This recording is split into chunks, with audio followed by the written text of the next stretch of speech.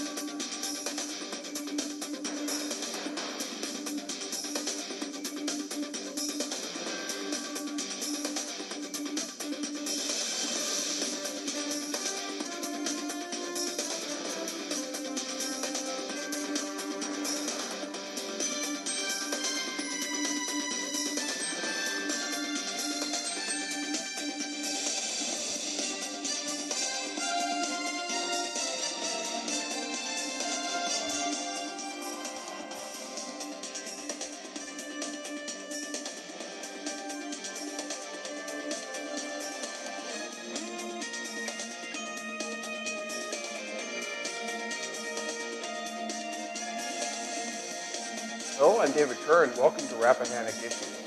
One of the hottest political topics in Spotsylvania County is the decision pending to build a baseball stadium and attract a franchise, which is the current Hagerstown Suns.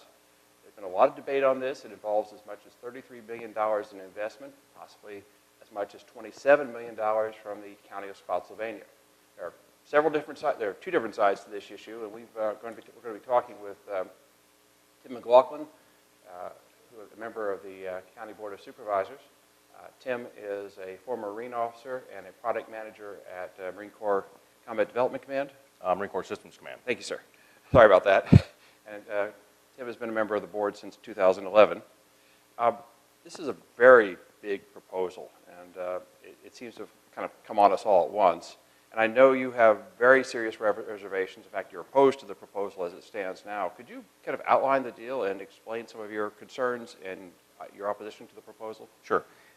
So what I do know about the proposal that was presented just several weeks ago, and it has been in some closed-door meetings for several months now, and again, the majority of the board members recently just found out about some of the details. And again, some of them are in the paper, too, so I know everybody's been kind of reading them. But what I know about the proposed deal right now is that the stadium capital cost for the structure is going to be about approximately $33 million estimate. That's on top of the land that is anticipated to be donated by the Bakos Company in support of this at the South Point 1 location, just south of Carmax. But one of the other big concerns here that makes it, to me, even less attractive is the potential to need a $15 million parking garage. So the way the numbers work, and that's one of the biggest things that concerns me right now, is our capital cost up front to build this stadium. The way it's structured, from my understanding right now, is that the team, the Hagerstown Suns, and the owner would give $8 million towards the construction of the field. The Bakos Company would donate the land, and the county would put up a $25 million, or the EDA for the county would put a $25 million Economic Development Authority bond, which would be paid back by revenues generated by increased tax revenues from this area, South Point 1 and 2. Now, this area hasn't been developed yet. It is partially developed. Partially developed. It's where the Lowe's and CarMax. Okay. So there's significant development there right now. The proposal was use the $25 million bond. In order to pay it back, you would take the increase in tax revenues from South Point 1 and 2 to pay off the bond debt. And that's how the plan is. So as long as you develop that area, the new tax revenues that come in from those sites would be used to pay for the bond principal and interest of the $25 million. So there's a couple things that concern me about the way that was done. One, that area has already been recently rezoned. So the county already has future tax revenues coming in. If we do nothing, we will get the same amount of revenue that we're going to pay for the stadium, which will come back to the county for fire, sheriff, schools, roads. So doing nothing is a positive already for the county. Buying the stadium... So you're actually diverting funds away from current revenue sources. There is a way to look at it that way. Now, exactly. You know, it may take longer to develop that area based on the current rate of growth in the area, but over time it will develop and those revenues will come back to the county for county services. From the pro side, the folks that support the stadium are looking at a $25 million investment that'll spur the growth faster. So we'll get those proceeds faster, and we'll be able to grow and pay the bonds faster.